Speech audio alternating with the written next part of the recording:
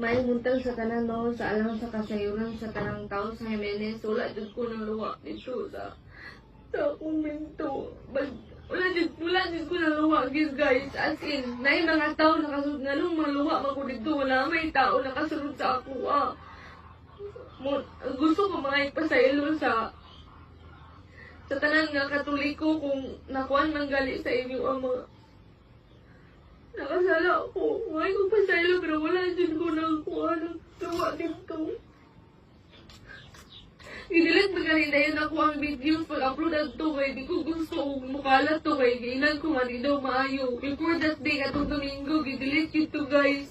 Dili ginawa nga nangluwa ko dito na may tao pag makita niyo sa video nga nangluwa ba ko o wala. Nga wala ba ko nangluwa.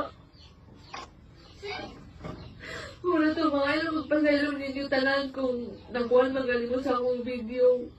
Karoon man, tumin ko sa simbalon niya para kamu isli na akong side. Si Father o sa tanang kuhan sa Katoliko.